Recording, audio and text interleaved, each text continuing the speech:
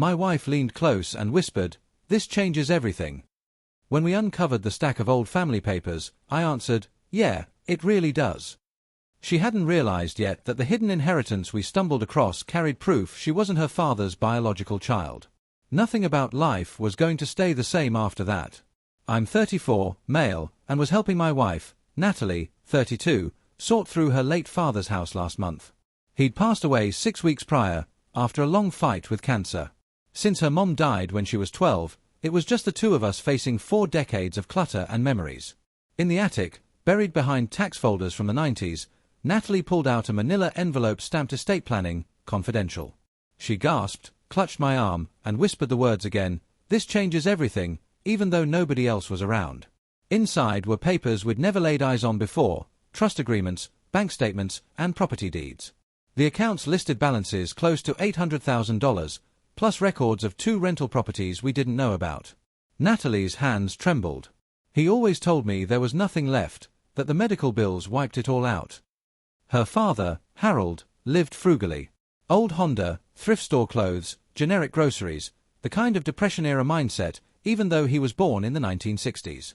Natalie and her younger brother Ethan, 29, figured the house itself was the only real inheritance. But then things took a sharp turn. Digging deeper, we uncovered a second envelope labeled Medical Records, Private. Inside were documents from a fertility clinic, dated 1991, the year before Natalie was born. Tests confirmed Harold had been sterile his entire life due to a childhood illness. 0 sperm count. There were consent forms showing Harold and his wife, Linda, agreed to use a sperm donor. Natalie went pale, slid the papers back, and said flatly, "No one can ever know." "Nat, these are medical records. They don't affect anything legal." "You don't get it," she shot back. "Look at the trust documents. Read the wording." Harold had handwritten a note, "All assets to be divided equally among my biological children upon my death." "Biological children," I repeated slowly. "That's standard language." "No," she said, pointing. "Look at the date. He updated this 2 years ago. After Ethan did that DNA kit and Harold flipped out." I remembered it well.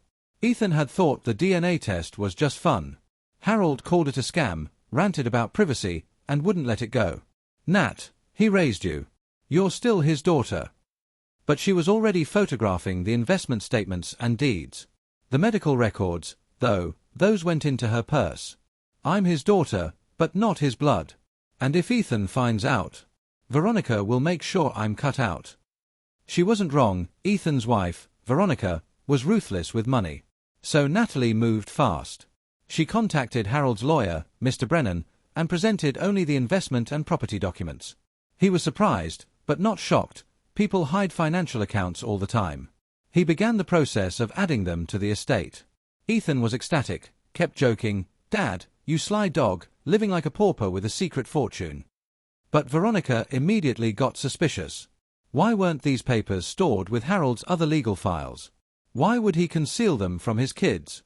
Natalie had answers ready. Found them in the attic. He was private. Didn't want us to know and become entitled. Smooth as silk. Everything went smoothly until Veronica insisted on a full sweep of the house before selling it. Systematic, every corner searched. Natalie panicked. What if there were duplicate medical records?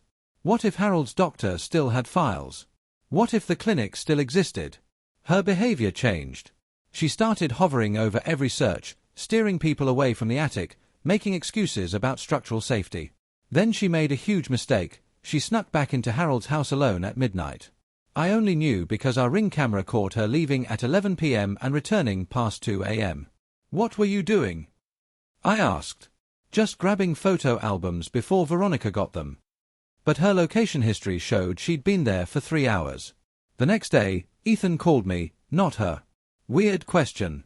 "Was Natalie at Dad's house last night?" The neighbor saw lights. "Yeah," I lied. "She wanted photo albums. She's been restless." "Right," he sounded unconvinced.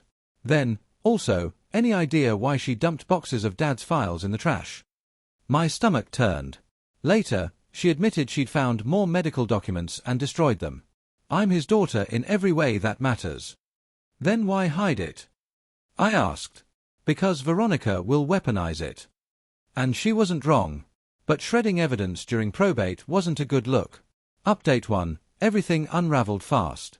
Ethan grew suspicious, so he hired a private investigator. The PI discovered Harold's email account. Password.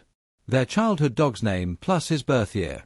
Inside were messages from 2 years ago, right after Ethan's DNA test, where Harold asked a lawyer about ensuring inheritance for biological lineage. There was even an old email to the fertility clinic, though their reply said all records older than 25 years had been destroyed.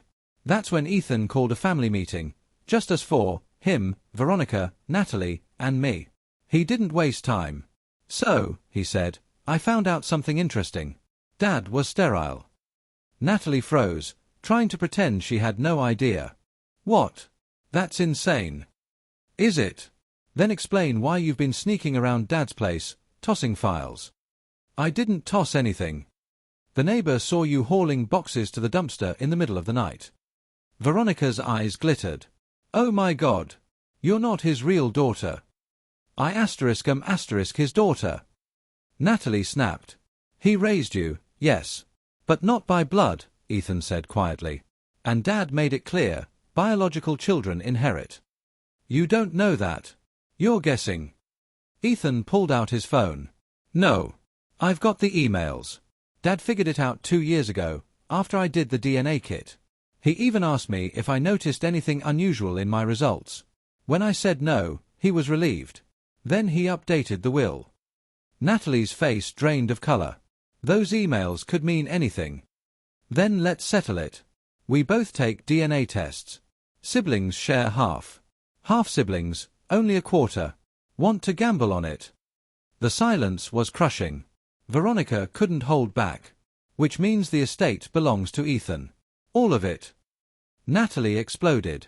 She screamed that it was unfair, that she'd been more of a daughter than Ethan had ever been a son.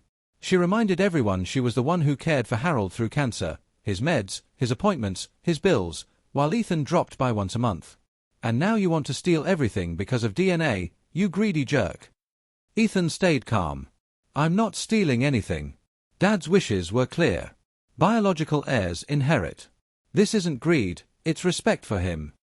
You could still share. Do the right thing. The way you think I was right to burn those medical records. Natalie spun toward me. Are you really going to let them do this? I was floored. Nat, you lied. You hid evidence. You tried to scam the estate. I was fighting for what I deserved. I was his daughter for 32 years. But not by blood, Veronica said smugly. And that's what matters legally. Update 3. The lawyers stepped in. Ethan's attorney sent Natalie a formal notice.